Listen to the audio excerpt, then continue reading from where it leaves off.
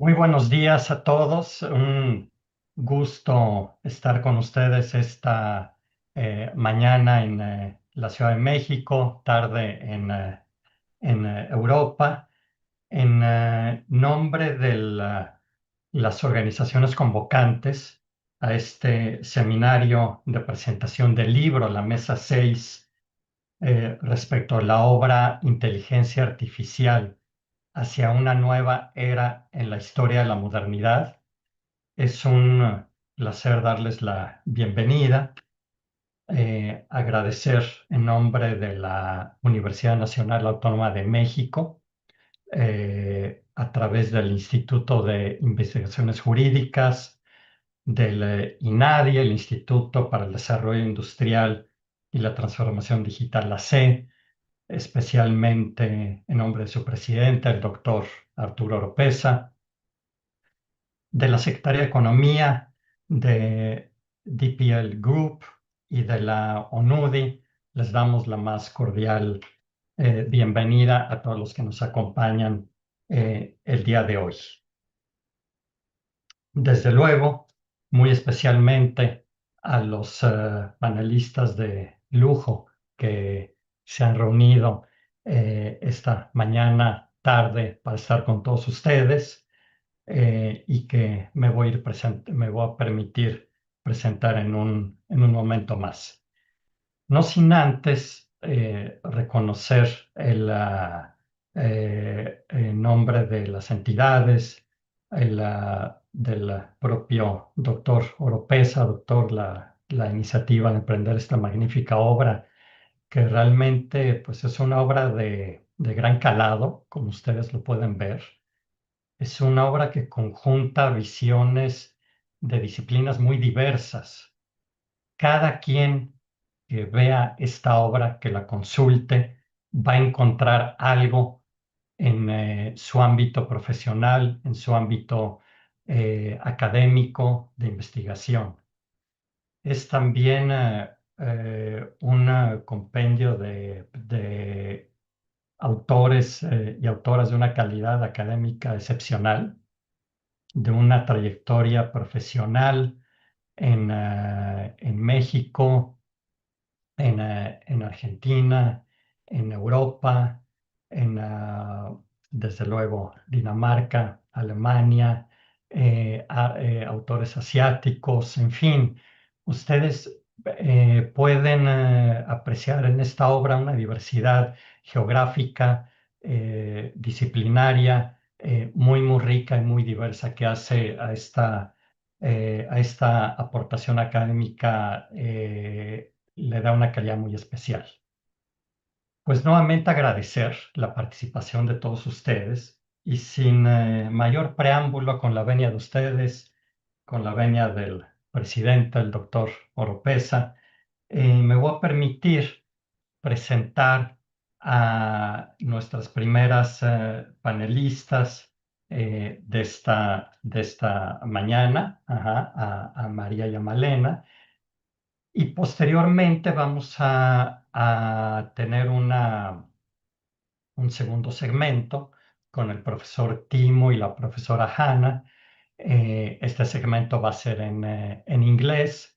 So if you agree, Professor Timo, Professor Hannah, perhaps we could have the first segment in Spanish, yeah, Maria, Malena, and then the second one in English. Only if you want to practice your Spanish, you're more than welcome, if not in English. So, okay, so thank you again, Professor Timo, Hannah.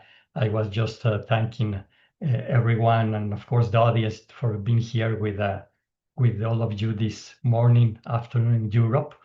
And I will give the floor to Maria and Malena, but before I will present them. Bueno, María, porque siempre me gustó verte.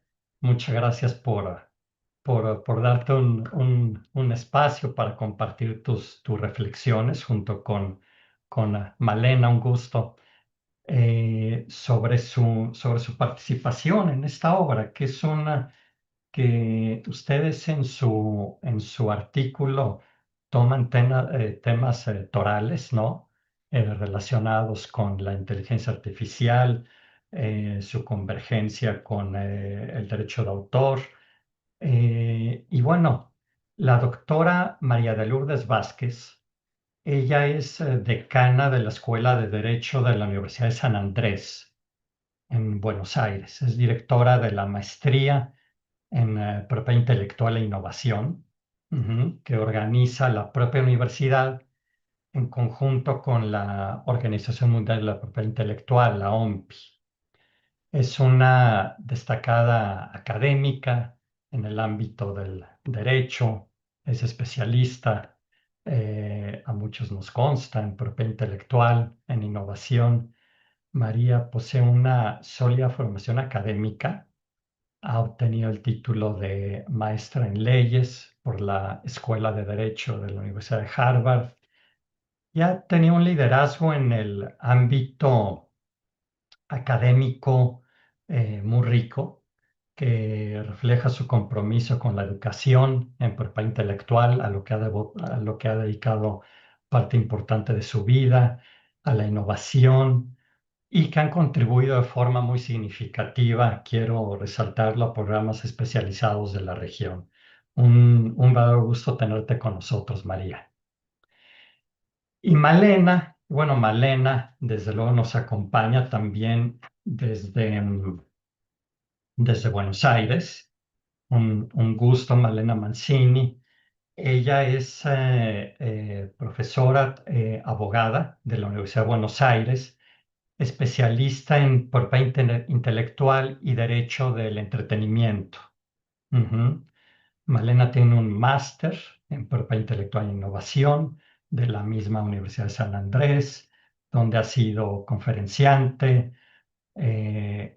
igualmente en la Escuela de Negocios de la propia universidad, y ha estudiado una serie de cursos de posgrado en materia de derechos de autor, de derecho en el ámbito digital y de las nuevas tecnologías, de industrias creativas. Es, como mencioné, profesora de la propia facultad. Ajá. Y es integrante del Centro de Propiedad Intelectual e Innovación de la Universidad de San Andrés, entre otras actividades académicas y profesionales. Pues María Malena, por favor, el espacio es suyo. Adelante. Bueno, muchas gracias, Víctor, por estas amables palabras y muchísimas gracias al Instituto, al INADI, por habernos invitado a ser parte de esta publicación tan importante. Por supuesto, un agradecimiento muy especial para el doctor Arturo Oropesa, que nos ha llevado de la mano a través de todo este proceso y que ha sido un gusto realmente poder trabajar juntos.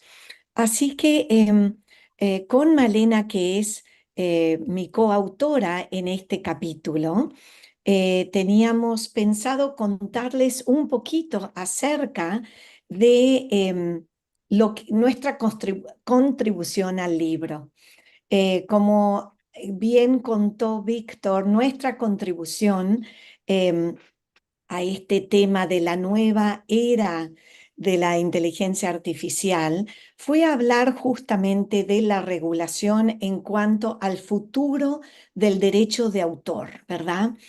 Em, Antes que nada, bueno, ya lo mencionó Víctor, yo les iba a contar que sí que tengo el honor de dirigir esta maestría en propiedad intelectual e innovación en Latinoamérica. La auspiciamos aquí en Argentina, en nuestra universidad, pero realmente son personas de toda Latinoamérica que vienen a cursarla. Pero lo que les iba a contar, bueno, nosotros creíamos que íbamos a estar presentando en inglés, entonces nuestras slides están en inglés, pero no hay problema, podemos hacerlo en cualquiera de los dos idiomas. I was thinking, Timo, that the fact that our slides are in English will be helpful also for you to follow along with what we are saying. So yes, la idea es que con el advenimiento de la IA como una tecnología tan disruptiva, los países están viendo realmente cómo van a adaptar sus marcos legales y regulatorios a esta nueva, sí, básicamente a lo que es esta nueva tecnología. Algunos están más adelantados que otros en este aspecto de regulación. Ustedes saben, y yo lo he mencionado también en, en el, en el capítulo, que yo vengo de, históricamente, digamos, yo empecé mi carrera como abogada en la industria musical. Yo trabajé en Virgin Records en Londres y luego en EMI Records en New York. Y no puedo más que comparar el advenimiento de esta nueva tecnología con lo que fue la llegada de otra tecnología disruptiva que cambió la industria musical por completo. Y eso fue cuando llegó la tecnología de Napster, que es una tecnología peer-to-peer. Y y por lo tanto, muchas veces comparo cómo fue en ese momento la reacción de la industria, en mi caso era la industria musical, em, con cómo es la reacción hoy de la industria frente a esta llegada, esta irrupción de lo que ha sido AI, ¿no es cierto? La inteligencia artificial. Cuando nosotros, desde el punto de vista del derecho de autor, hay dos digamos, asuntos principales que se miran cuando pensamos en derecho de autor e inteligencia artificial. Uno es con respecto al input y el otro con respecto al output.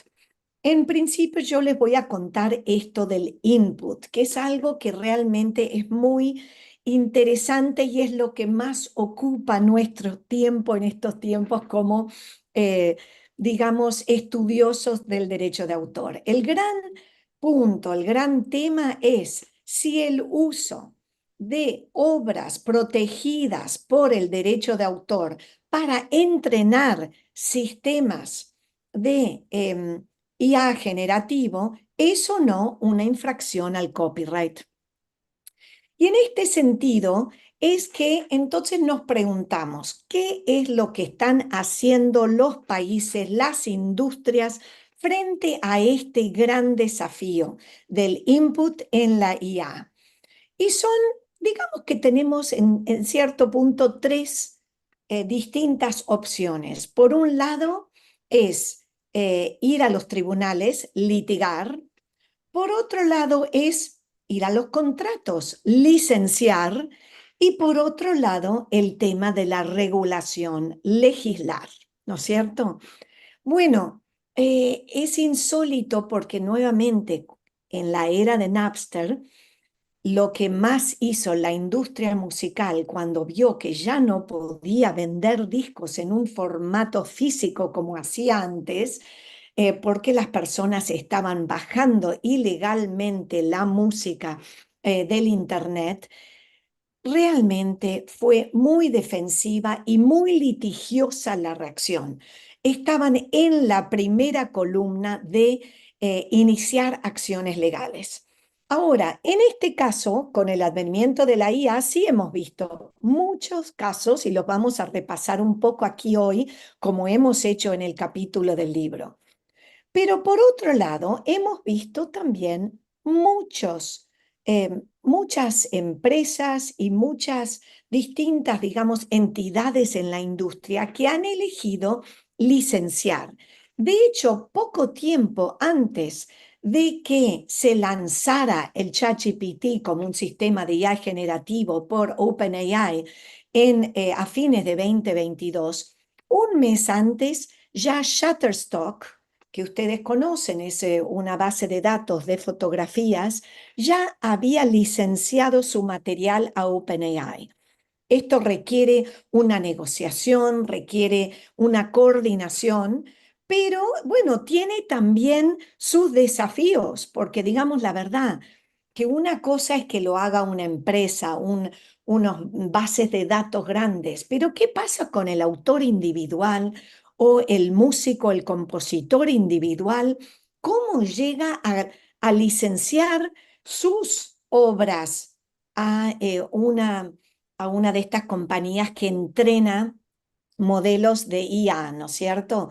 No es fácil, algunos consideran que esto lo deberían hacer nuestras sociedades de gestión, ¿no es cierto?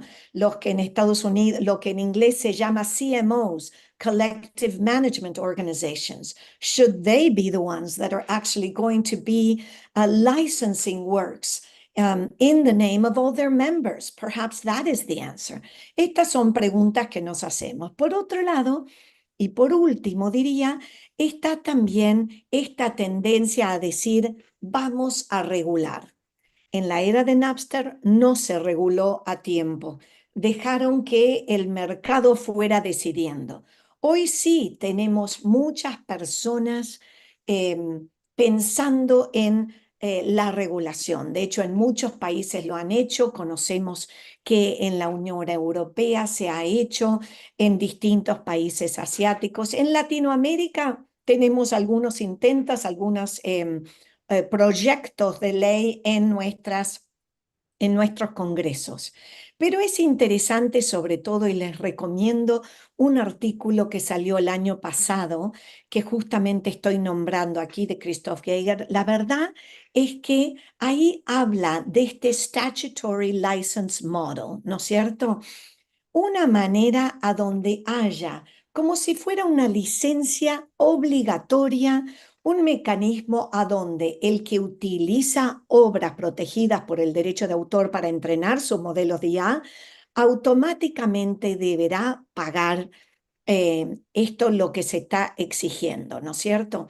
Así que bueno, estas son tres opciones que vemos. Y rápidamente les voy a simplemente contar todos los casos que han surgido desde aquí abajo a la izquierda, noviembre 2022, cuando OpenAI lanzó el ChatGPT al mercado. Bueno, van a ver que cada mes y medio surgían distintos casos. Uno de los más importantes en septiembre de 2023, el Authors Guild, ¿no es cierto?, que hizo un juicio es un class action suit porque se suman muchos autores a este juicio. Y luego en octubre de 2023 fue la primera compañía de música, Universal Music, que también decide lanzar sus acciones legales. Pero acá, the belle of the ball, acá la más importante de todos nuestros casos es el caso que surgió en diciembre de 2023, el caso New York Times. New York Times inició su juicio contra Microsoft y OpenAI por infracción al copyright con mucha artillería.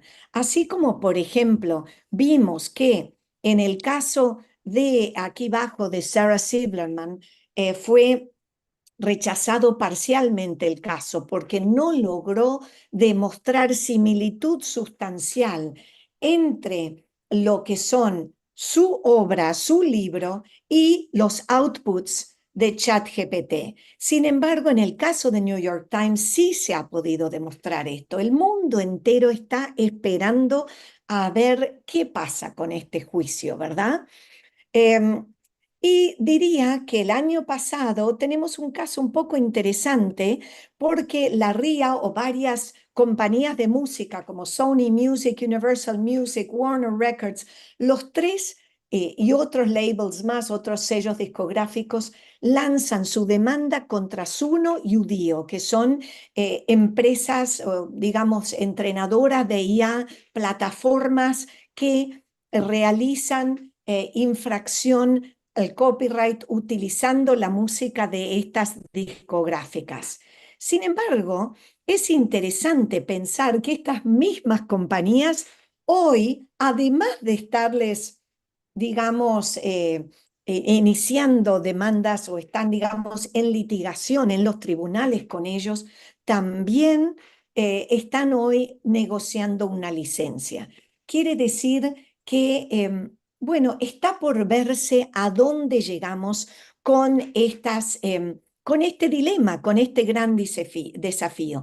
¿Qué es lo que están pidiendo los artistas, los autores, los creadores de contenido? Estos tres temas. En inglés los llaman the three C's, las tres Cs. Por un lado, el crédito. Quieren que les sea dado una atribución como un derecho de paternidad sobre, digamos, que se vea que lo que se está creando con este modelo de AI también tenga algún crédito a ellos, a los autores que han proporcionado sus obras para que puedan entregar a estos sistemas. Por otro lado, compensación. Deberían ser pagados estos autores y artistas. Y tercero, consentimiento. ¿Se debería estar pidiendo su consentimiento? Bueno, esto es lo que ellos están pidiendo. Así que para no tomar demasiado tiempo, la voy a dejar ahora a la doctora Mancini que siga un poco contando cómo fue nuestro desarrollo en el capítulo, teniendo en cuenta estos dilemas, estos desafíos que se ven en el sistema de derecho de autor o de copyright, digamos, en el mundo anglosajón, frente al advenimiento de la tecnología de la IA. Malena. Gracias, María, y gracias a todos los que nos están escuchando por sumarse y por supuesto a la organización y al INADI.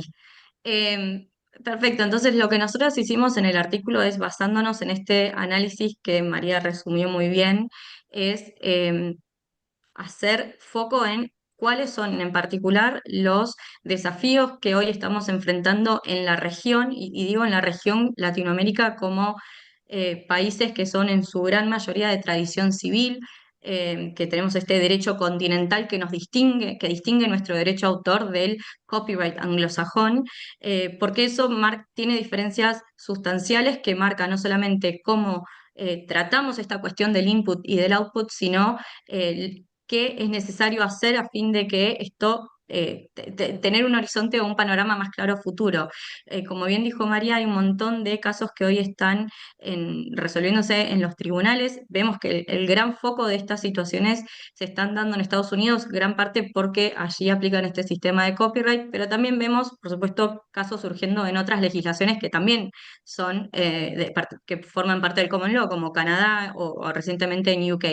Sin embargo, hay algunos casos aislados que también se dan en países que comparten un derecho a autor con características similares a las nuestras, en particular sistemas de excepción restringidos, es decir, taxativamente la ley establece en qué situaciones las obras protegidas pueden usarse sin autorización o sin compensación, y que también comparten como nosotros el tema, toda la cuestión relativa a los derechos morales, ¿no? El reconocimiento de los derechos morales de los autores, como por ejemplo en Alemania y en Francia, que están empezando a surgir casos. Entonces, frente a todos estos desafíos que que se está encontrando el derecho a autor ante el desarrollo de las herramientas de guía generativa, nosotros diferenciamos cuál es la situación actual, qué está pasando con el input y qué está pasando con el output, para decirlo bien concreto.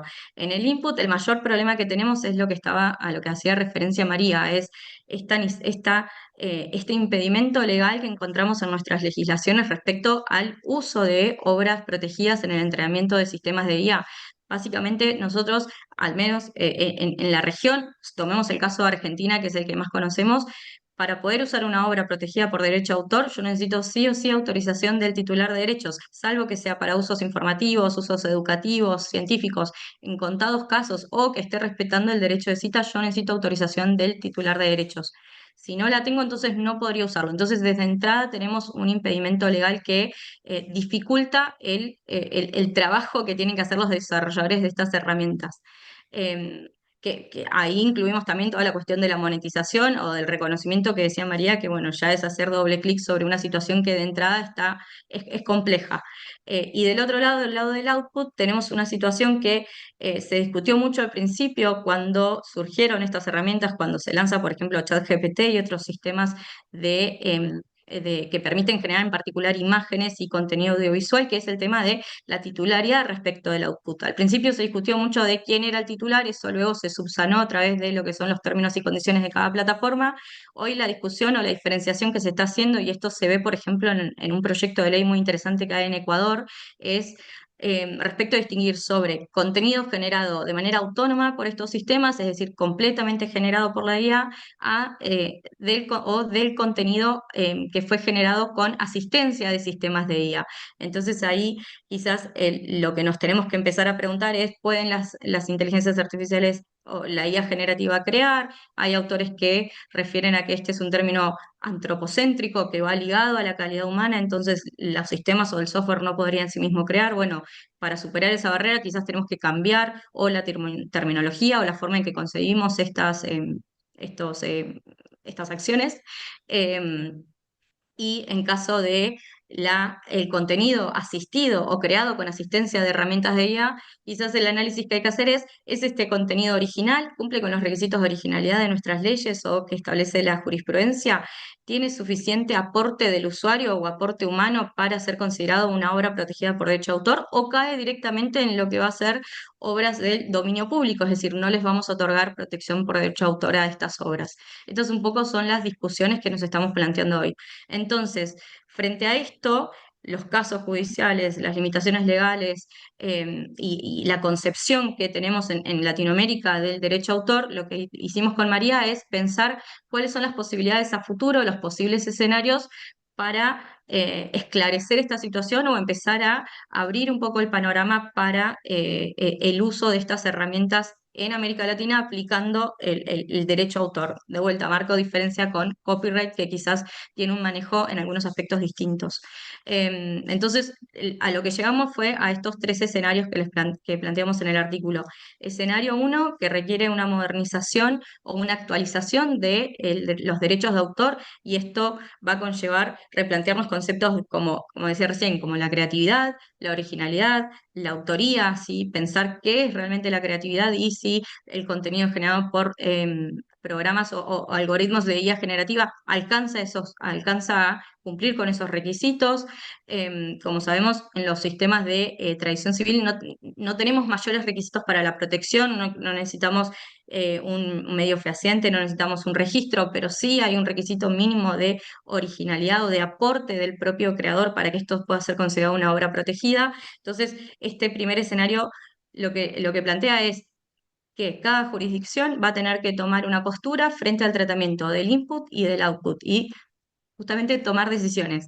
Vamos a ampliar el sistema de excepciones para prever el uso de material protegido en el entrenamiento de IA, o como decía María, vamos a plantear un sistema de licenciamiento obligatorio, licencias obligatorias, como hacemos quizás en un sistema de patentes, para prever este uso.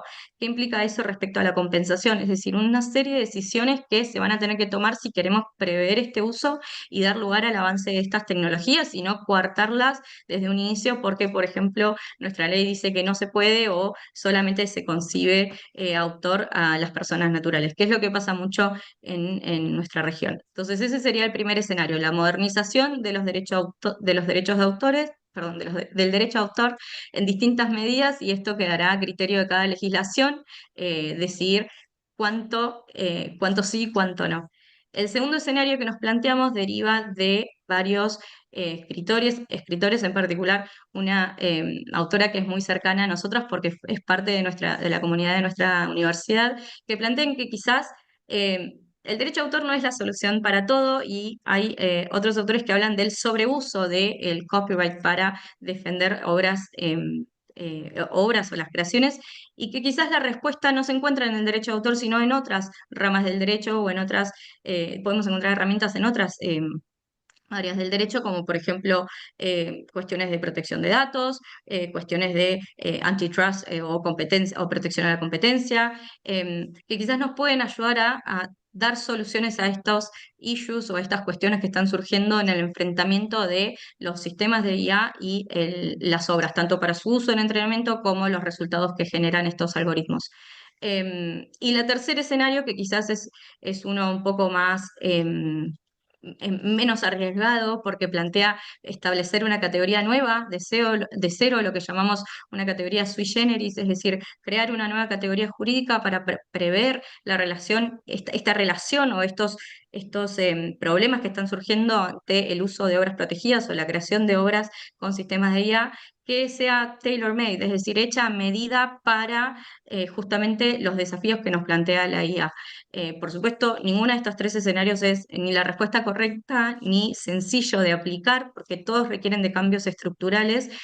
Mucho de ello va a depender y esto ya es opinión personal, de los criterios que se vayan eh, definiendo en los juicios que se están desarrollando. Si bien nosotros no aplicamos el sistema de copyright, sí puede ser que esas resoluciones, si es que llegan a conclusión, nos den quizás un criterio interpretativo o que podamos tomar para aplicar a nuestras jurisdicciones. Por ahora, la verdad es que no se sabe. ¿Qué está pasando en la región? Tenemos muchos países que tienen numerosos proyectos de ley iniciados respecto al manejo de inteligencia artificial. Algunos de ellos incluso tratan temas relacionados a derecho a autor o estas cuestiones que estamos desarrollando con María en el artículo. Muchos países han sancionado o han publicado, por ejemplo, guidelines o recomendaciones de uso o buenas prácticas en la implementación de sistemas de IA o el uso de obras para el entrenamiento de IA, pero no hay hoy no hay leyes en la región que traten este tema. Hay dos países que tienen proyectos de ley muy interesantes, como les comentaba, Ecuador es uno de ellos. El de Ecuador me resulta en particular interesante porque han tratado tanto el tema del input como del output. Por ejemplo, ellos hacen esta distinción entre material creado autónomamente por la IA y el la creación asistida por IA. Entonces, determinan o plantean, en realidad no determinan que, por ejemplo, el material que ha sido creado enteramente por la IA de manera autónoma sería material que recae directamente dentro de lo que es dominio público, es decir, no estaría protegido por derecho a autor, y aquel material que ha sido creado con la asistencia de IA va a depender la protección del grado de originalidad, del grado de intervención humana, así em, de esta contribución creativa que hace el usuario a la obra final.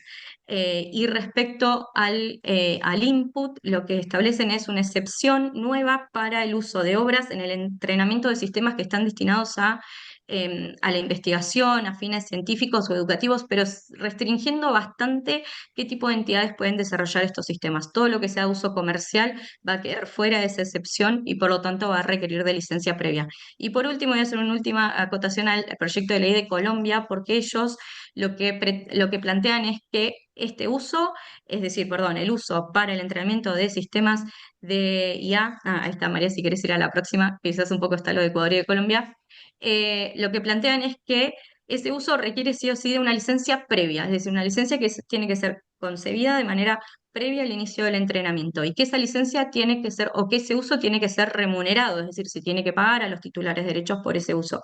Y por último, algo que es interesante es que dice que ese uso tiene que ser reportado o informado a las sociedades de gestión colectivas correspondientes a fin de que puedan hacer el seguimiento del uso de estas obras en el entrenamiento. Entonces, si bien no hay nada concreto, sí son un poco las tendencias que están apareciendo y nosotros en base a esto planteamos estos tres escenarios de posibilidades. Como decía antes, no hay certezas, no es fácil y bueno, un poco quedará a esperar a ver qué se va definiendo o en los tribunales o en los congresos, a ver cómo avanzan estos temas. Así María, es. no sé si querés hacer un final remark. Bueno, no, muchísimas gracias por este espacio para poder contarles de este tema que tanto nos apasiona y desde ya que le damos la palabra a Víctor. Gracias. Muchas gracias. Muchas gracias, María. Malena, realmente tocaron temas bien, bien importantes en su presentación. Nos platicaron sobre pues, todas las preguntas que están surgiendo frente al uso de materiales creados por autores entendidos como personas físicas, ¿no? Su protección frente a la inteligencia artificial. Nos hablaron sobre las controversias. María nos estaba enseñando en ese esquema muy interesante las distintas controversias que se han venido desarrollando. Nos hablabas de la que está en todos los periódicos, precisamente del New York Times, ¿no? Que habrá que estar muy atentos. Y también muy interesante, Malena, los escenarios, los posibles escenarios del futuro del derecho a autor en el ámbito de la inteligencia artificial. Creo que también eso es una aportación bien interesante. María Malena, que seguramente va a llevar a la reflexión de aquí a un buen tiempo por delante. Pues les agradecemos mucho. Realmente conjuntaron toda una serie de información bien valiosa en unas láminas muy concentradas de forma muy didáctica. Muchas gracias, María Malena. Bueno, vamos a continuar con nuestros eh, siguientes panelistas, el profesor Timo y la profesora Hanna. Y como habíamos comentado en un inicio, vamos a tener este segmento en inglés, si les parece bien. Además, entendemos que también tenemos conectada audiencia en Europa. Entonces, sin mayor preámbulo, Professor Timo, Professor Hannah, it's a pleasure to have you here with us in this round table. Again, allow me to introduce you. Well, Professor Timo, he's a professor of law at the University of Copenhagen and founding director of the Center for Advanced Studies in Law and Innovation in Life Science, CBL. Professor Timo is affiliated researcher at LML University of Cambridge in the UK, an inter-CBL research fellow at Petrie Flom Center of Health Law Policy, Biotechnology, and Bioethics at Harvard Law School in the United States. His research, supervision, teaching, or part-time advisory practice focus on intellectual property law, competition law, and regulation.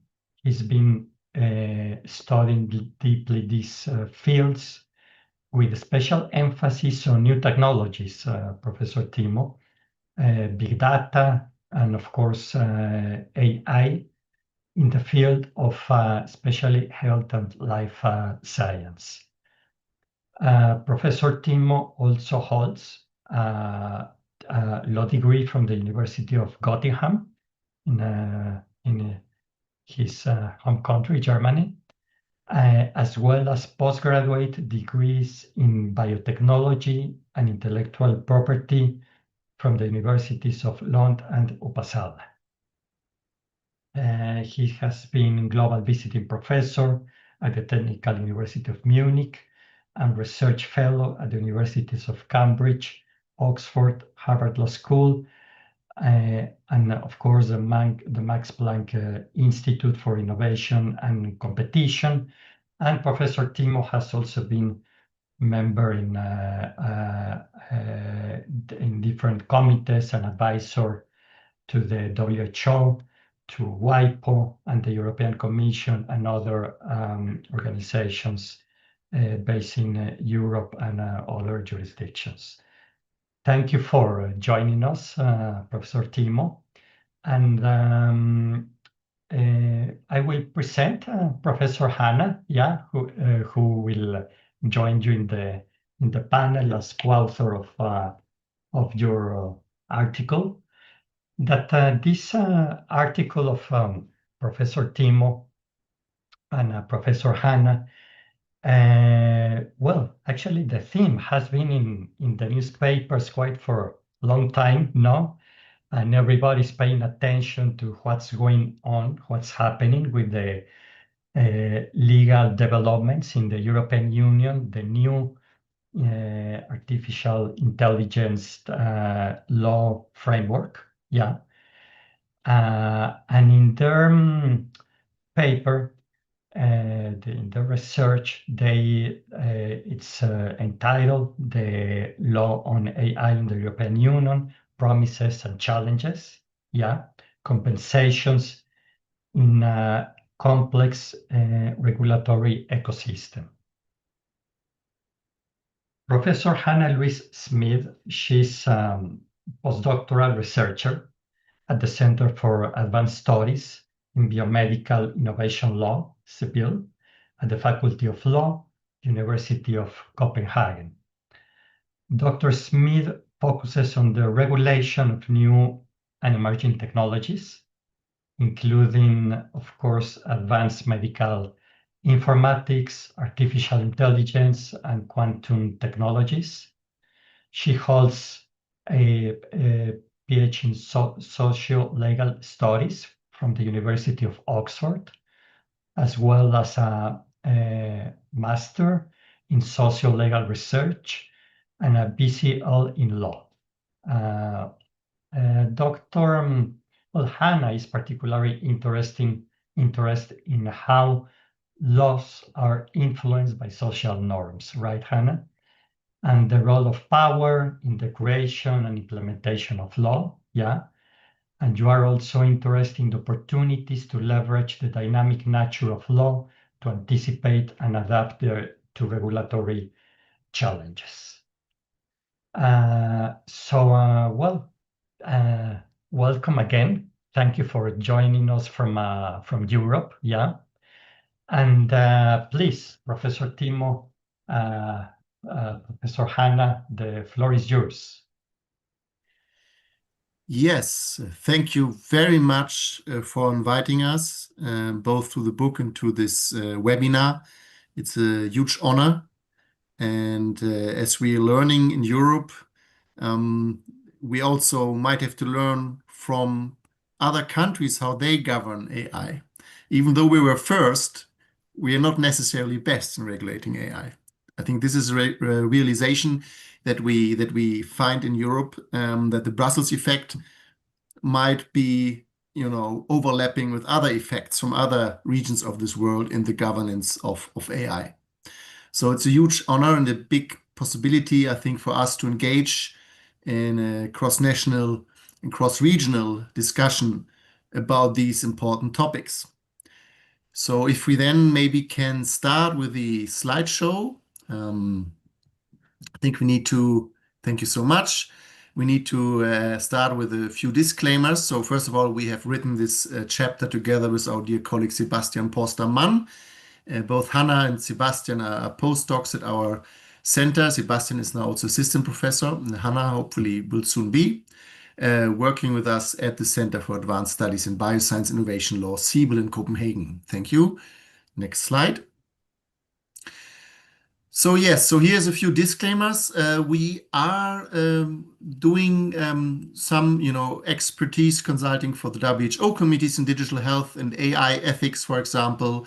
We have also worked with various companies such as Microsoft, Daiiki, and Christian Hansen, which is now Novonesis. At least I have. And we're also doing a little bit of consulting in a law firm. And we also would like to acknowledge the funding for our research, which has been made possible by a generous grant from the Novo Nordisk Foundation, though I have to emphasize that we are scientifically independent. And of course, I also would like to mention the European Union grant for the Classica project, which is a grant in AI-assisted cancer surgery. And I also would like to acknowledge the European Commission and the European Union here. Thank you so much. Next slide, please.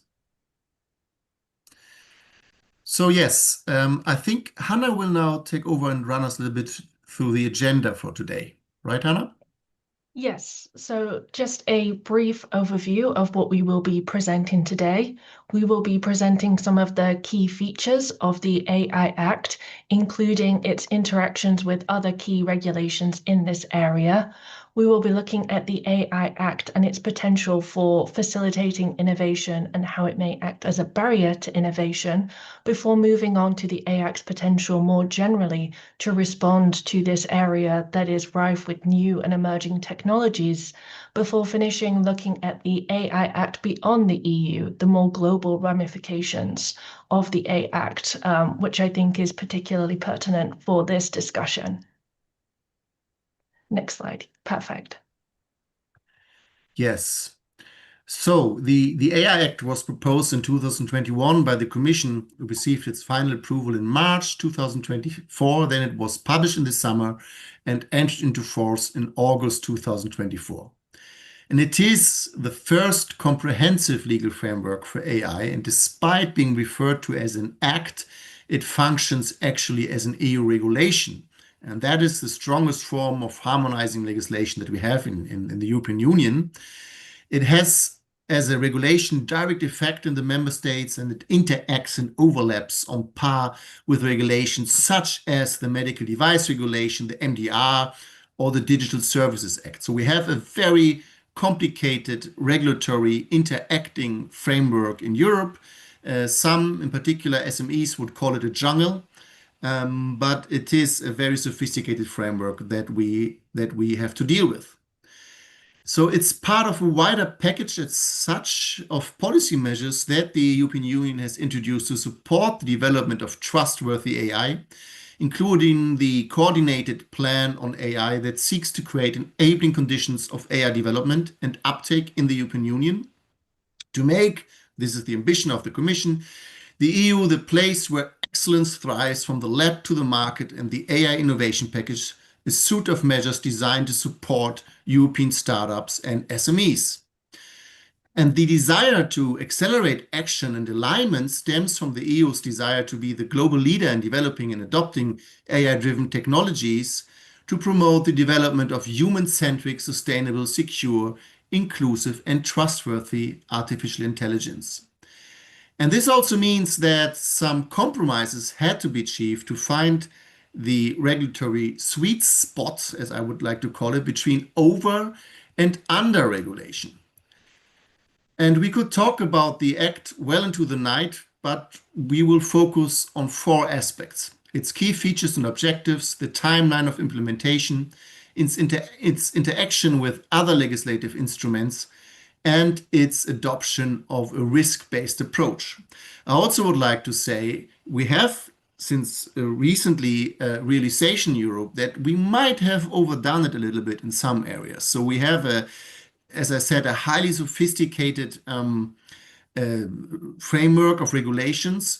But of course, we need to find a sweet spot, the right balance between supporting innovation and, of course, guaranteeing and protecting fundamental rights. And in some areas, we believe that, in particular for small and medium-sized companies, it might be very difficult to be compliant with this sophisticated network of rules, which could have a negative effect on the competitiveness of Europe. And we also have a lot of discussions going on right now about the digital sovereignty in Europe. And the digital sovereignty, if you think about that, most of the big companies in AI, they are not in Europe, they are US companies or Chinese companies. And so the European backbone right now of the European digital economy is often small, medium-sized companies. And there is a realization that we might have made it extraordinarily difficult for these actors. But let me now go to the key features and objectives of the AI Act. Please, the next slide. So let me then once more clarify the key features and the main goals of the AI Act. So once again, it is an EU regulation, although it is called an act, so directly applicable, and a law of the highest order that member states must comply with and that companies have to comply with. It is not a sector-specific law, such as the Medical Device Regulation, for example. It has a more general application. And it also has a specific application. For example, it includes some data protection stipulations as well that we also find in the GDPR, the General Data Protection Regulation of the European Union, for example. But in the AI Act, it has a specific focus on the interface with artificial intelligence. So the structure is comprehensive and general, and it penetrates and overlaps with other regulations such as the MDR and the GDPR. And again, it complements the GDPR by addressing unique AI risks, including data processing, and it is very detailed on the mitigations of bias, for example, in Article 10 of the AI Act. And the main goals are to ensure the safety and the respect of fundamental rights of AI systems. It wants to promote AI innovation and uptakes within the EU. It has some stipulations such as stipulation of regulatory sandboxes, which are supposed to support small, medium-sized companies. And it also tries to create legal certainty to promote investment innovation in AI, addressing risk associated with AI uses, and particularly those risks that impact fundamental rights. And of course, if we have achieved this legal certainty, remains to be seen. It's also dependent a lot about, it's depending on the interpretation of the stipulations and the delegated acts that the Commission still has to announce. Okay, next slide, please. Okay, we have a staggered timeline of application. And this is part of the cautious compromise and trade-offs that had to be reached, that we have a generally applicable regulation. And so there is lots of rooms for adoption, specifications, clarifications, and delegated acts in the Act. And we also have a staggered timeline with regard, for example, to the rules that apply to high-risk systems or general purpose AI, such as large language models. So as I mentioned, the AI Act came into force on the 1st of August 2024. That is 20 days after publication in the official journal of the European Union. 6 months after the entry into force in February 2025, we have the prohibitions on unacceptable risk AI that entered into force, and AI literacy requirements, for example. And Hannah will talk more about these risks categories that we have in the AI Act. And by the way, we also have them in the medical device regulation. And then in May this year, 2025, we had, that was the date where the General Purpose Code of Practice was supposed to be released. And this has been delayed, citing because of industry discontent with its overall development. The final deadline under the AI Act for this deliverable, this General Purpose Code of Practice, is on August 2nd, 2025. So, and by that date, 12 months after the entry into the force, the obligations should go into effect for providers of general purpose AI models. Member states would have to appoint competent authorities, and the annual Commission review of and possible legislative amendments to these rules are taking effect. But because of these discussions we have, we will see if there will be any delays in this project. And then we have further deadlines and further dates, such as the 2nd of February 2026. Where the Commission implements acts on post-market monitoring, or the 2nd of August 2026, where we have obligations that go into effect for high-risk AI systems, and so on and so on. So you see, it's a very cautious, staggered approach. And right now, we already see that there is discussions about delaying some of these deadlines because of difficulties in finding compromises and finding the right decisions and definitions and so on. Next slide, please.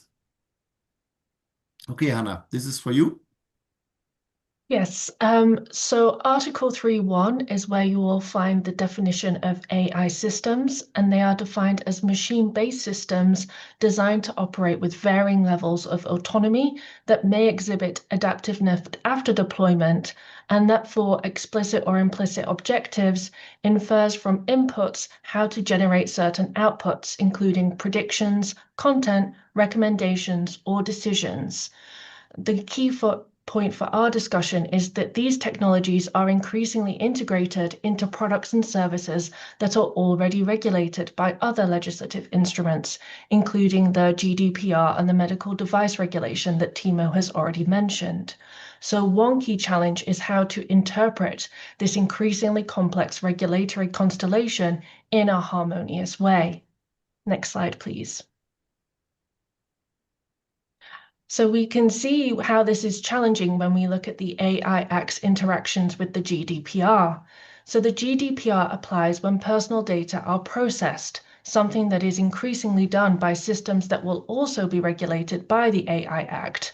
So any meaningful assessments and evaluations of these legislations cannot be taken in isolation.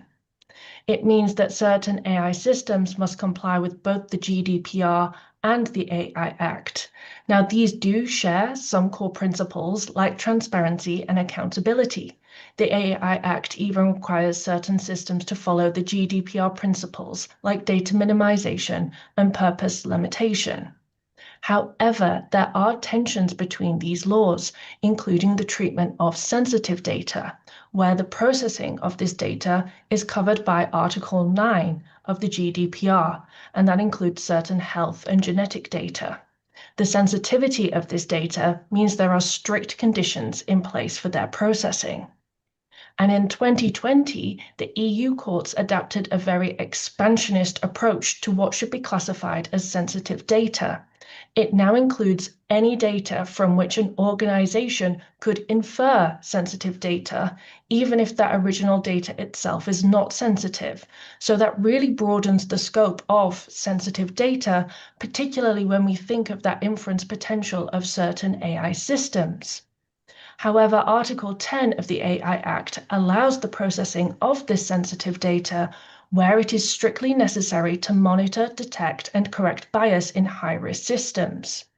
So this requires AI system deployers to be hyper-vigilant about the processing of data, lest it fall within the scope of this sensitive data to ensure that this processing is strictly necessary. Deployers need to be aware of what data they collect and to monitor it continuously for its potential to infer sensitive data. However, this hypervigilance may be insufficient, as the EU itself has acknowledged the difficulties in predicting the inference potential of AI and the difficulty of determining in advance if rules concerning the processing of special categories of data should apply. Now, Recital 52 of the GDPR on exemptions to the restrictions on the prohibition of processing sensitive categories of data suggests the protection of personal data and fundamental rights could justify such processing where suitable safeguards are in place, but one could argue that bias detection and monitoring are means of doing that. However, the EU's latest output suggests this is an area where it would warrant further clarity or reform. Next slide, please. Yes. So the AI Act also interacts, of course, with existing and pending product liability and safety legislations, including those I already mentioned, such as the General Product Safety Directive and the sector-specific regulations, such as the Medical Device Regulation.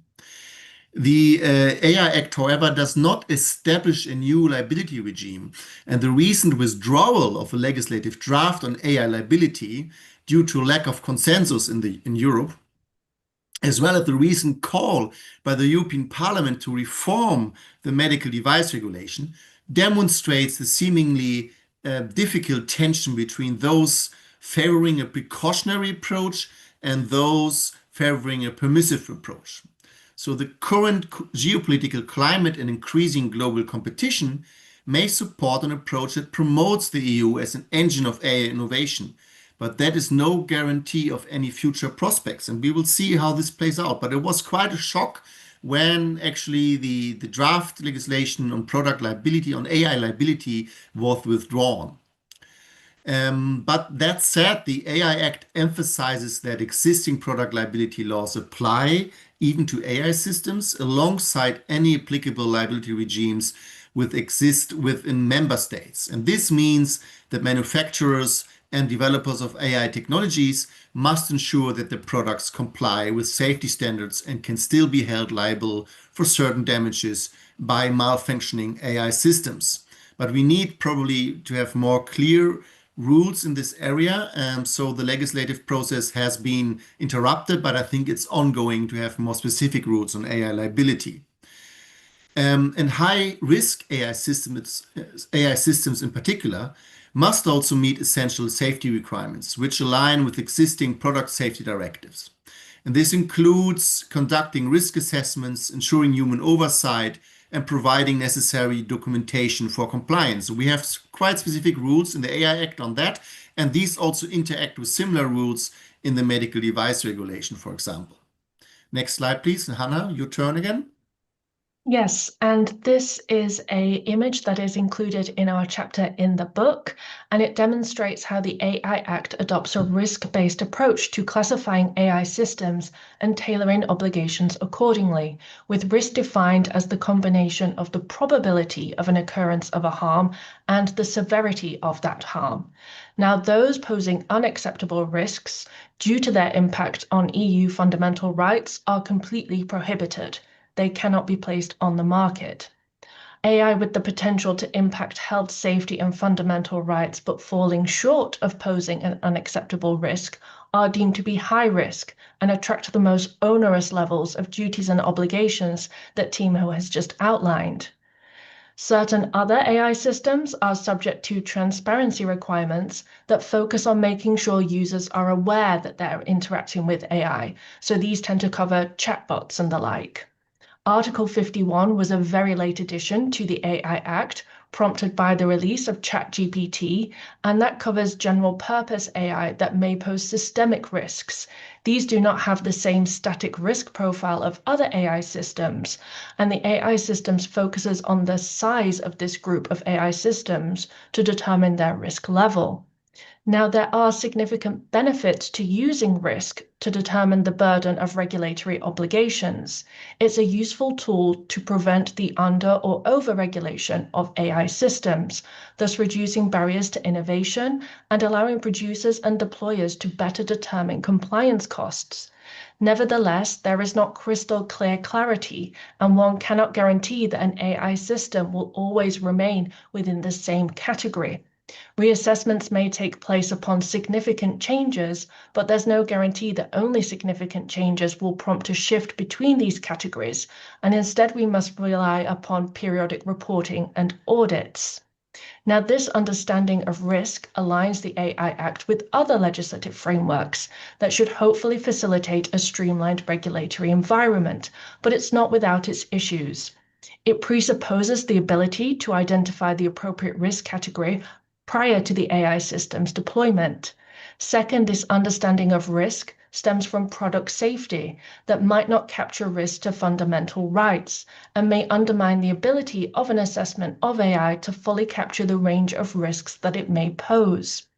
Finally, the concept of risk here has been criticized as under-inclusive, in some instances failing to foster analysis of the risks versus the benefits, and in other instances failing to consider risks that can arise from the use of biased data or inaccurate systems. Next slide, please. Yes. What about this problem now to calibrate the system and to reach the balance between promote the promotion of innovation or hindering innovation? What is the right balance to reach between protecting fundamental rights and promoting innovation?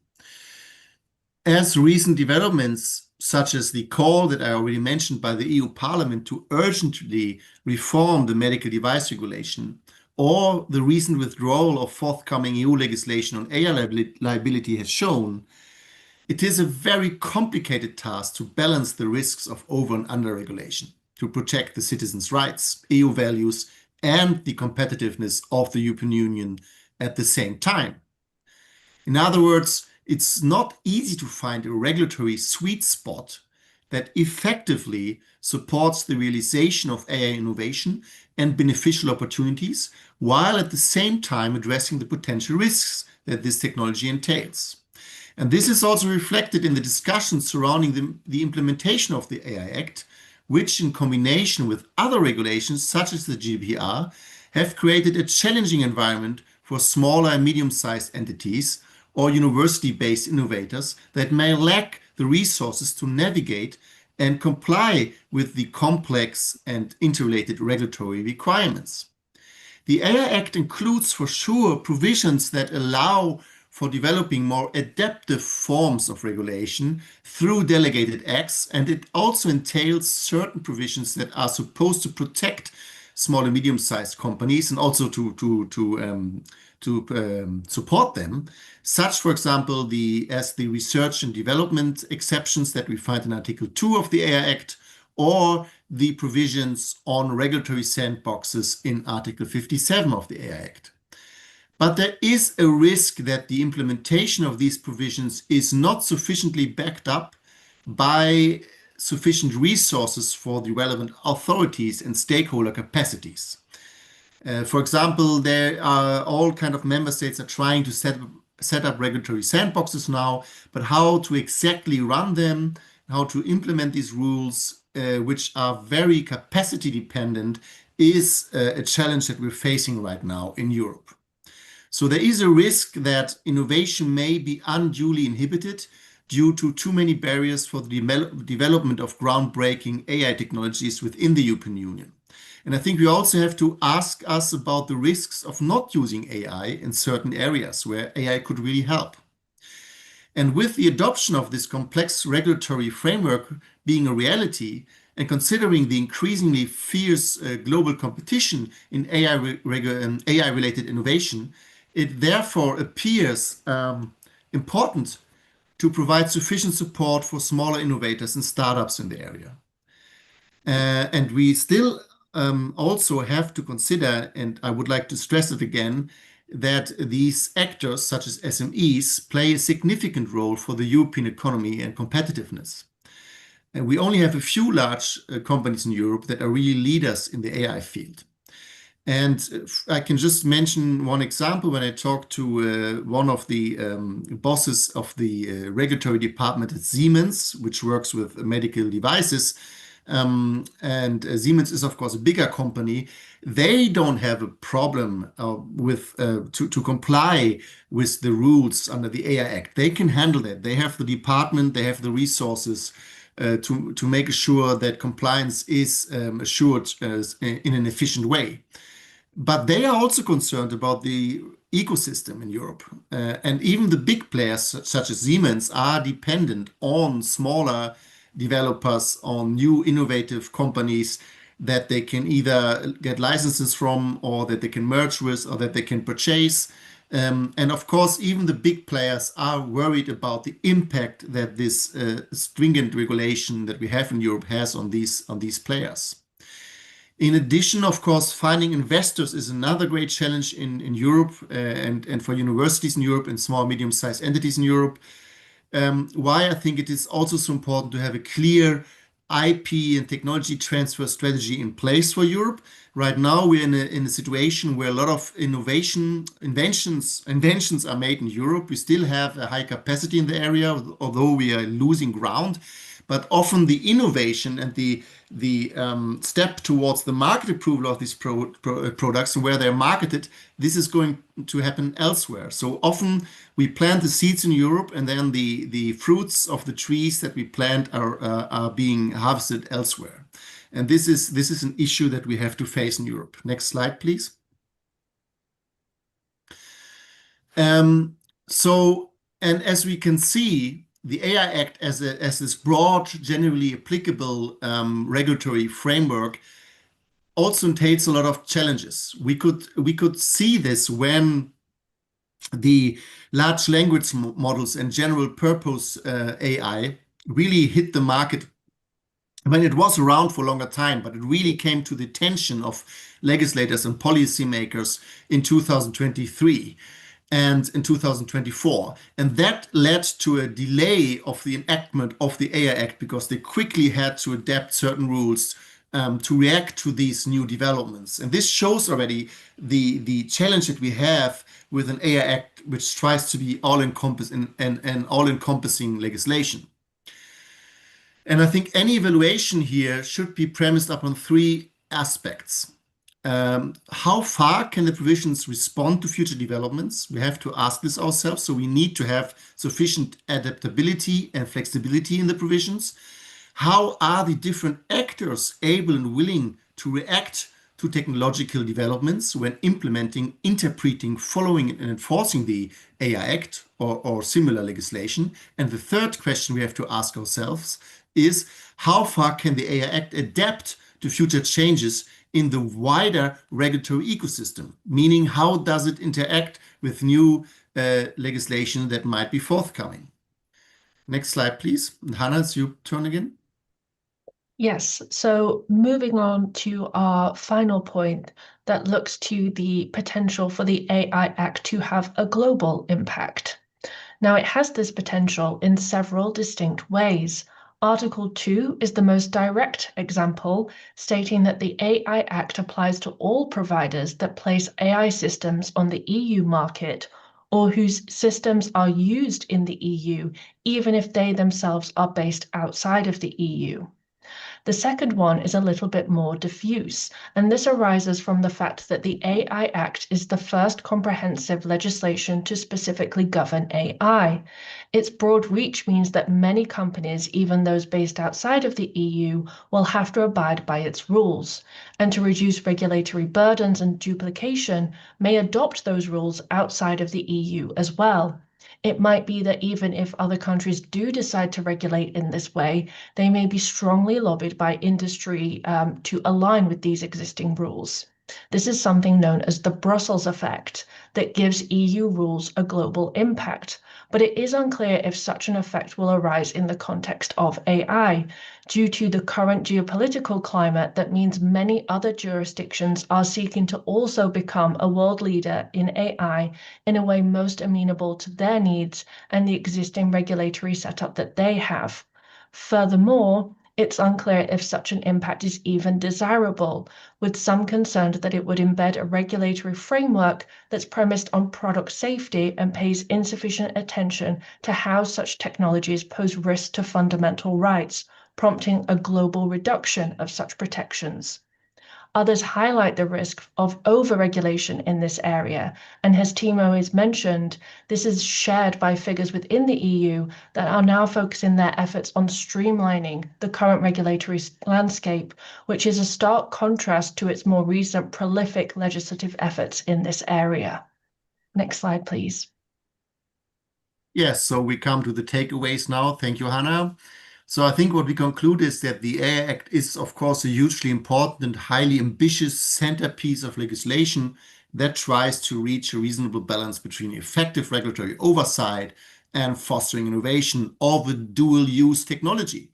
The ideal result would, of course, be to maximize the benefit while minimizing the harms of this technology.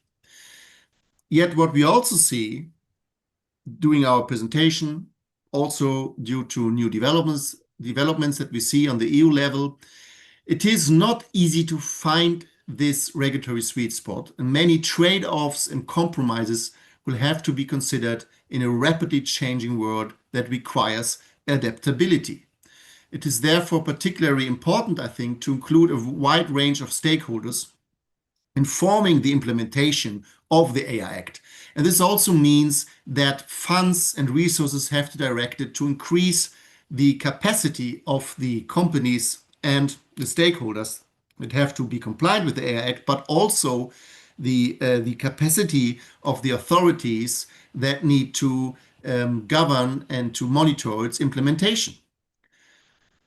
And the global competition and the challenges are increasing, and so is the need for ongoing investments in regulatory capacities, education, and the workforce. So Europe really needs to be alert to get this right. We now also will have to look into other jurisdictions. For example, what happens in the US, what happens in South Korea, what happens in China, what happens in South America. And we need to seek inspiration from each other, I think, in this area. We have seen now that, as Hannah has already mentioned, that the leaders in the EU have understood that we need to streamline some of the legislation in Europe, and we need to think about how to make the implementation and compliance more efficient. We have seen von der Leyen giving talks about this topic. We also have been we have faced a variety of wake-up calls and reports such as the Draghi report, the Latti report, that have given us a clear message what needs to be done if we want to remain competitive in Europe. And this, I think, is a very interesting time right now with a lot of challenges, but also a lot of opportunities, I think, to make sure that we are and remain globally competitive. Thank you very much. And I think maybe the next slide is a little bit of further reading, some publications that we have made, mostly linked to our center. And we're looking forward to our discussion now and any questions that might come up. Thank you very much. Thank you very much, Timo, Hannah. Well, I was really excited when I was listening to your presentation. I mean, you really condense quite a lot of things that we have been seeing on the discussions going on in different papers for many workshops as well. Everybody's paying attention to how this European regulation will work in practice. And well, really, both of you in your excellent presentation, you talk about key issues, no? Of course, the key features of the AI Act, no? The interaction with other legislative frameworks, which is quite interesting, I must say. The timeline for the implementation as well. You also list the different type of risks, no? That faces the new regulation, and all its complexities, no? In a very detailed and a very, very, very interesting manner. Also, Timo, Hannah, you of course posed the question that the AI Act, the issue of the balance, no, between regulation without going in prejudice of innovation. So finding the right balance between and balance regulatory framework, and at the same time that promotes innovation in Europe and abroad, because you also mentioned, of course, that this act, which is an interesting feature, that is an act open to other countries outside Europe as well, no? So this act goes beyond EU borders, which makes it attractive for other countries to look at how this act will be implemented in practice. And of course, in your final takeaways, you also mentioned the issue of inclusion, no? How the wide range of stakeholders have their play within this new legal framework. And again, I will highlight especially the key issue of the balance between regulation and innovation, and how this regulation interacts with other regulations from other jurisdictions. I will say, from a personal point of view, that those key issues are essential and food for thought for the next coming months and years. No, thank you very much again, Timo, Hannah, and well, moving forward to with our program.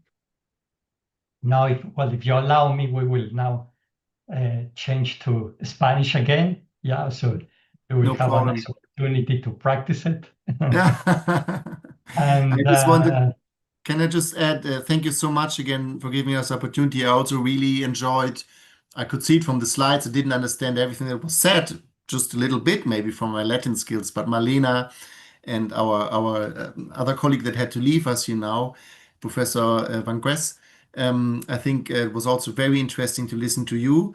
And I think we gave a very high level overview, right, of the issues. Of course, the devil is in the detail, right? I mean, we have also very dedicated pieces, for example, on medical device regulation, where you really see where the rubber hits the road, so to say, where you really see concrete issues that we need to solve in the future. And of course, this was not the purpose of this talk today, but I think we need both this high level overview to discuss the issues, but also very detailed analysis of application areas, right? Yes, and thank you so much again, and I'm looking forward to further discussions about this, because it must be a global discussion in the end that could maybe also have been highlighted, because we need to have guardrails on a global scale. We need, of course, to have regional legislation that also might have to adapt to the specific circumstances in each region of the world, but we also need to agree on a global scale on international guardrails in this area.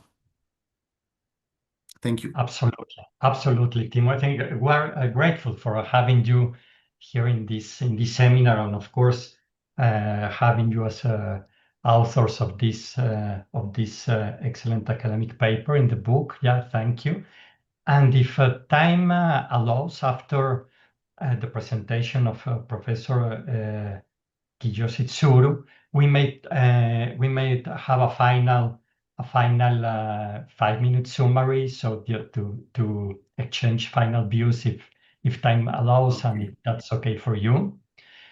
So thank you again, and Kiyoshi, bienvenido, Kiyoshi Muchas gracias. Tsuru. Un gusto tenerte con nosotros. Como puedes ver, la mesa, bueno, está con una calidad extraordinaria y una dinámica bien interesante. Si te parece bien, Kiyoshi, yo creo que procedemos con tu presentación, ¿no? A lo mejor viendo reloj, unos 10 minutos, y luego damos Claro, tiempo para que tú mismo y Timo, Hanna y Malena nos den unas últimas reflexiones, si les parece bien. perfecto. Pues si me permites, Kiyoshi, va a tener el gusto de presentarte. Bueno, el doctor Kiyoshi Tsuru, él es abogado líder en el ámbito de propiedad intelectual. Tiene una especialización en innovación y ciberespacio. Ujú. Es socio de TMI Law, donde asesora empresas, organizaciones, y bueno, entre su experiencia profesional incluye resolución de disputas en materia de protección de derecho de autor en el entorno digital, nombres de dominio, software, entre otras especialidades. Kiyoshi es Country Manager de la Business Software Alliance en México, y también es representante en México de la Entertainment Software Association, ESA, donde actúa como enlace de la industria del entretenimiento digital, asegurando el cumplimiento de regulaciones, Kiyoshi, y promoviendo iniciativas de protección de la propiedad intelectual en el sector. la formación del doctor Zuro incluye un LLM en Derecho por la Universidad de George Washington, una Internet Law Program de la Harvard Law School y en el Beckham Center for Internet and Society por el CIDE y experiencia también académica en el Yale US Mexico Leadership Program. Kiyoshi, un verdadero gusto personal y profesional tenerte aquí con nosotros. Y adelante, por favor, el espacio es tuyo. Muchas gracias, Víctor, y muchas gracias, doctor Oropesa. Malena and Hannah and Timo, when Dr. Oropesa presented his book at the Ministry of the Economy in a very elegant and a very important ceremony at the auditorium of the Ministry of the Economy. After having congratulated Dr. Oropesa, we said that Victor is the best of the best that we have in Geneva, that Mexico has in Geneva. So fortunately, I get to say that now. Should I continue in Spanish or English, Victor? Just out of respect for our colleagues. As you prefer, Kiyoshi, as you prefer. I can do English and yes, but anyway, I feel very honored to have been invited to this project and to be able to be in the same book and the same room with giants as you all are. Thank you for considering me.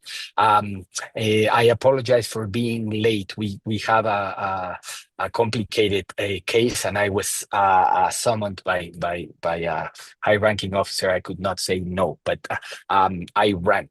The topic of my paper is intellectual property, the intersection of intellectual property and AI. And I chose this topic because IP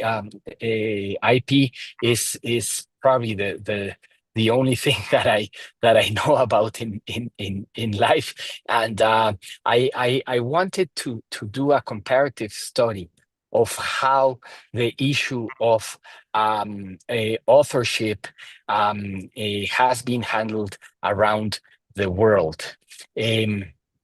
I think that at the end of the day, this is a matter of industrial policy. That is, and following the discussion that Malena and Timo had, it has to do with decisions on whether to foster innovation and how to attract talent and attract investment. I would like to briefly talk about a decision from our specialized IP chamber. This is an appeals chamber. This is decision number 788-24, issued in December of last year. And basically, the specialized IP chamber is saying that only human beings can receive a copyright protection. That's the easy part, and we'll go around the world to see what the state of the art is. The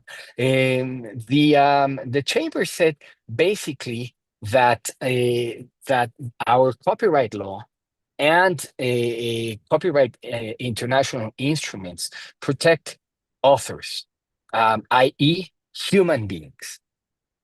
That's the easy determination. So the specialized IP chamber upheld the decision issued by our copyright office, in the sense that only humans are capable of receiving copyright protection. But the interesting part of this ruling is that it opens the door for further discussion. And this is the really relevant discussion on whether content created by a human being with the assistance of AI systems can be copyrightable or not. This is the real issue, and this is where the industrial policy matters reside, and that's where the discussion is moving around the world. In that case, unfortunately, the applicant and appellant claimed moral rights to an AI system. So you know, the case was not well presented. Of course, an AI system cannot have moral rights because under the Berne Convention, that would be impossible. Victor here is a specialist in international copyright law, and claimed economic rights for himself. So this you know, the way the copyright registration application was filed was not very happy. We have new strategic litigation in which the issue to be resolved is going to be exactly that. What happens to a content that is created or produced by a human being with the aid of AI? If we go around the world, we will see different industrial policy approaches. So the US Copyright Office has ruled time and again, with the exception of the last case that I will mention, that content produced by AI is not copyrightable, and that therefore the user of the AI system cannot receive protection. So the first big case is the Theater of the Space Opera, which, as you probably have read on the media, won the first place in a painting contest, and the user later on disclosed that the content was created with AI. The Copyright Office said that no protection could be granted because, you know, the threshold of originality had not been properly met. The second classroom case is Zarya of the Dawn. Zarya of the Dawn is a comic book in which the main character and the entire graphic design was created by Midjourney. The last case was Midjourney. This is also a Midjourney case, and in that Midjourney case, it was very clear that you know, there was a lot of work that was invested. The Copyright Office said no protection because there is no originality. The applicant appealed, and then the Copyright Office said, okay, we will grant you some protection, very thin protection, only with regard to the compilation. The compilation does not protect the word per se, it only protects the order in which the works have been arranged. So that protection is really not very strong.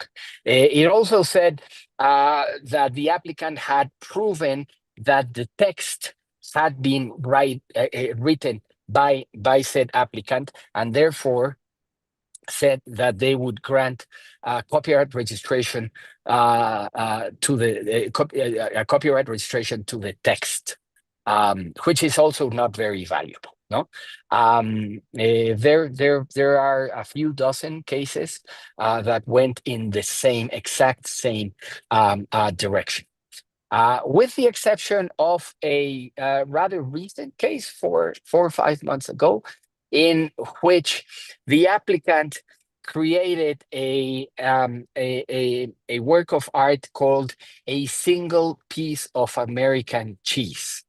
And this is an interesting case because what the applicant did was they submitted a video showing the product that was produced, manufactured by the AI system. And then on the video, you can do everything else that they did to this image. And so, for example, they prompted that the cheese on this girl be melted, etc. So it's a video that goes on for a few minutes, and there the Copyright Office said that it would grant protection because there is creative control. There is originality. There is a link between what the author had envisioned and the final work.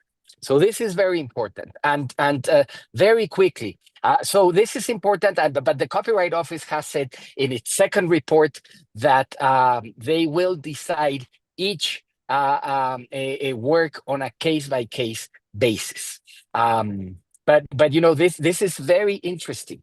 And very quickly, China has been adopting a different posture. So China has been protecting investment. And let me give you two cases. The first case is the Dream Rider decision. This is an old decision many years ago, in which Tencent created a model by means of which a few minutes after the closing of the Shanghai Stock Exchange, Dreamwriter prepares an essay analyzing what happened in the market during the day. The court said that the Shanghai court said that so much investment had being put into that project that some sort of protection should be granted. So as Victor knows, this is not copyright protection. It looks more like the sui generis protection that was envisioned for databases 20-something or 30 years ago. The sui generis right over databases. And this is not copyright. This is the protection of a work or investment. It comes from the European view that database investments must be protected, and the US doctrine of the sweat of the brow. So, and then we have another interesting case, and I'm going to finish with this case. Li versus Liu. This is the Beijing court. In Li versus Liu, this is a copyright infringement case. The court ruled in favor of the complainant because they said that the complainant had actually met his standard of proof to show that there was originality. What the complainant did is he filed all of the prompts that he used, and he separated them in positive and negative prompts. So everything that he wanted, you know, 35 millimeter cinematic quality, etc. You know, a Japanese aidoru, so a Japanese celebrity, etc. With these characteristics. But more importantly, he showed what he prompted time and again for a couple hundred times, saying, I don't want 6 fingers. I don't want deformities. I want, etc. Right? So this is why the Beijing court, in the infringement case, said that the defendant had actually infringed rights, and this means that therefore the product can be considered a protected copyrighted work, and the user can be considered an author. So moving forward, it's very important for Mexico to have a clear definition on how we are going to treat content created with the aid of AI, because this will be, in turn, this will be a function on whether we can become a hub for creative industries or not, and fulfill the famous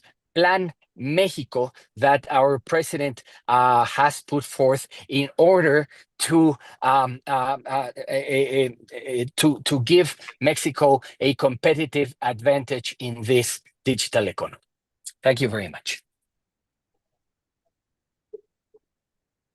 Thank you very much, Kiyoshi. Really very interesting cases that you share with us. Of course, this the decision from the Specialized IP Court in Mexico, and these cases in China that you detail as well. That of course they have their sui generis way to solve it now, which is very interesting and food for thought. So thank you very much, Kiyoshi, again. And well, I open the floor to some final remarks, thoughts, whatever you want to share. Please feel free, Timo.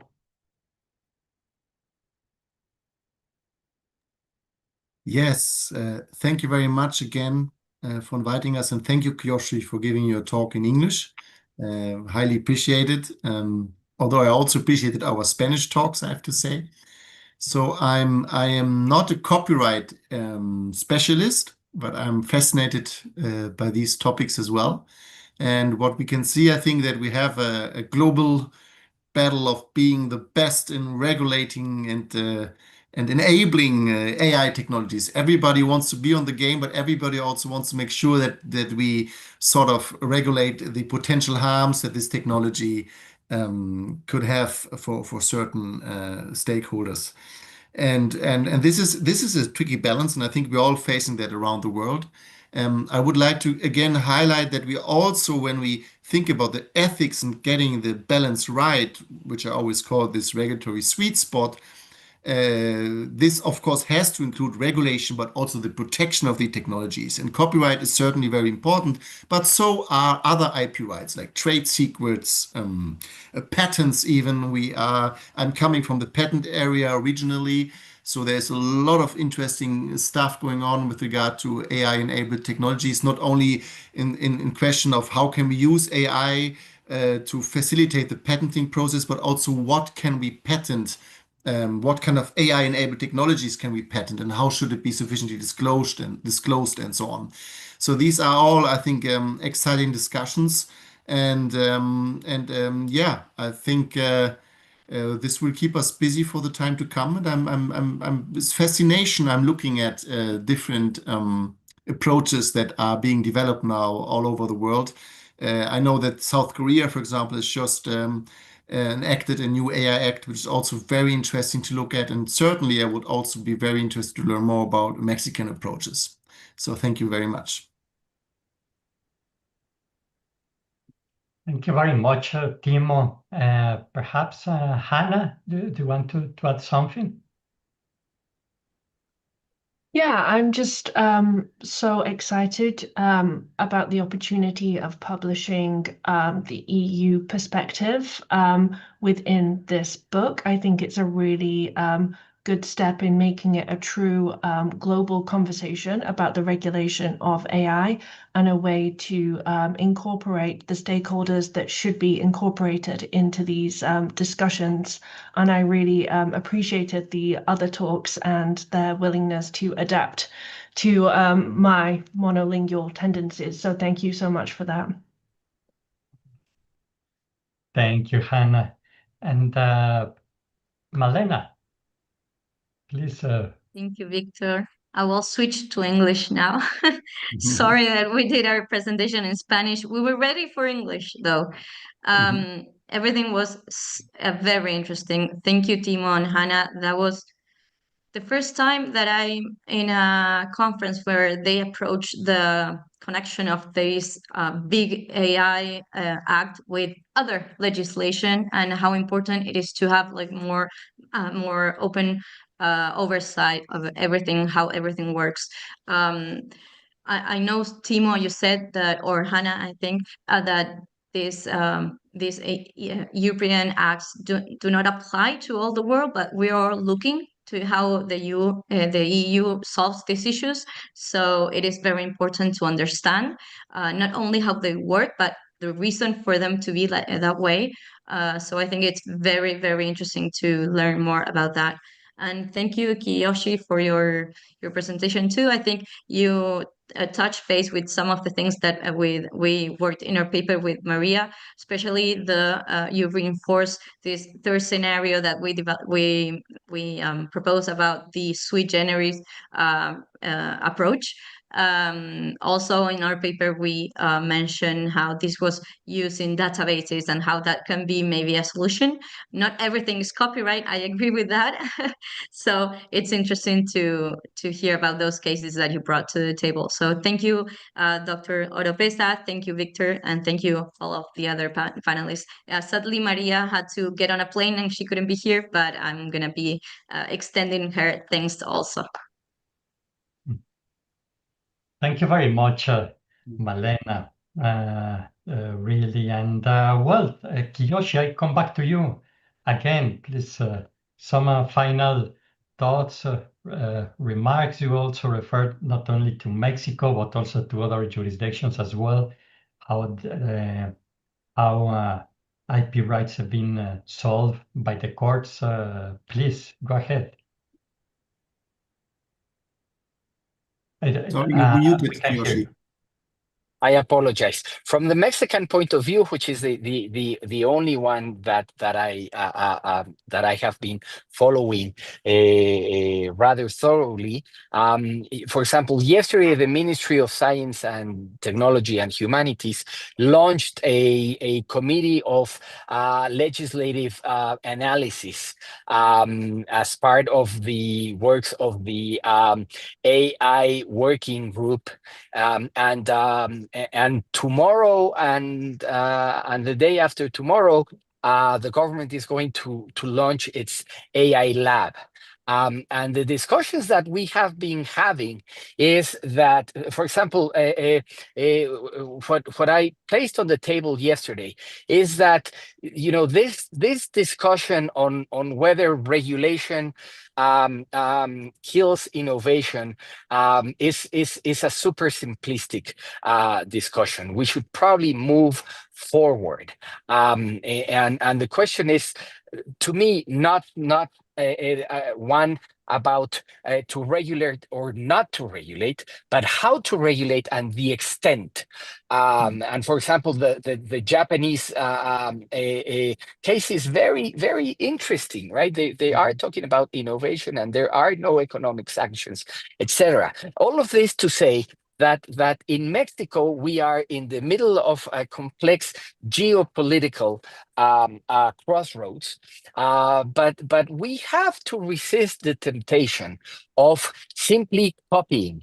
In the past legislature, we had approximately 40 something. Dr. Oropesa knows this better than I. Bills, and these bills, many of them were just, you know, plain copies of other legislation. So maybe I think we all agree in the European approach. The human being is at the center. The protection of the human being is at the center for sure. Regulation does not necessarily need to hinder innovation, regulation per se. So in Mexico, in the following months, we will have to discuss what kind of legislation, governance, and public policy we want to create for Mexicans. Yeah, can I just add to this? I think it's really important to point out it's not only about less or more regulation. It's not about that. It's more about smart regulation, right? Exactly. That is really hitting the balance. And again, yes, the human being should be in the center, which also means that you need to discuss the ethics of not using AI in some areas, for example, medicine, where it could really help us and really also be some technology that brings, you know, technology to areas where they couldn't be employed so far, and where they couldn't benefit from the fruits of research. And that's where AI also can help, or in, you know, outbreak surveillance, or, you know, any of these areas. So it's really about, I think, smart regulation. And I think what we also have to think about is, in this global political dynamics that we see right now, is that we need to have a common thinking about some areas. We are just in our center about to finish a book on the governance and law of quantum technologies, for example, which is the next frontier after AI. And there we see, you know, clear geopolitical playing fields with export restrictions, with state secrets, with a global power game unfolding. And again, there we also need to think about this is certainly also a Achilles heel of research, that a lot of things are happening in the unknown, and, you know, trade secrets, state secrets are becoming important.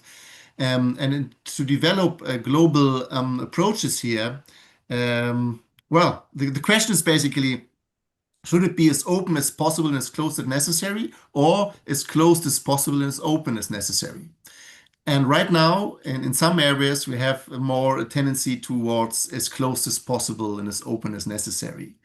And we have to deal with these areas as well. Just a little side thought when in developing global policies. But in the AI area, I think we have to learn from each other. And as you pointed out, we certainly also need to have curtailed approaches that are working for your country.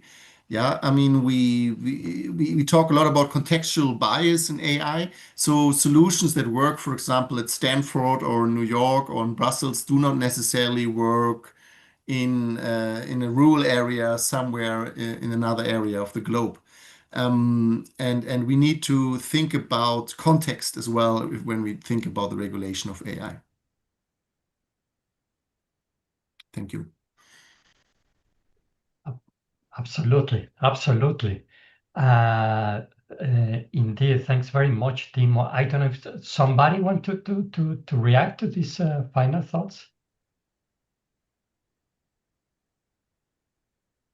I would like to say final words. I think it has been an amazing roundtable. I learned a lot. No, I am agree. We are at the beginning of the new age. No, and I think we are agree with that. This is a new age. This is just the beginning, and we are maybe in historical roundtables talking about the future. No? This is the importance of these issues. And well, thank you for everything to Timo and his team, Hannah. We are very grateful with his voice, their words. The research is very, very important for us, for Mexico. Thank you, Timo, really, Hannah, very, very thank you. No, and Maria and Malena, your paper, it was amazing too. It's very, very smart paper. We learn a lot in that.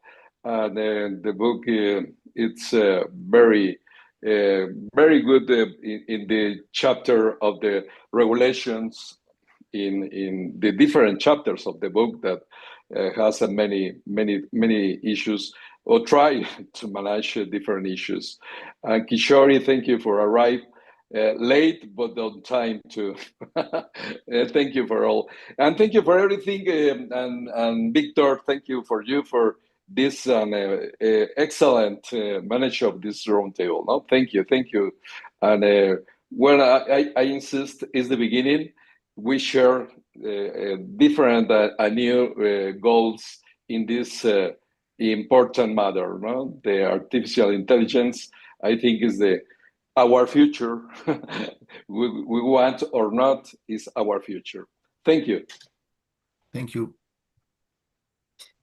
Thank you Bye. very much. Thank you. Bye bye. Bye Very bye. much.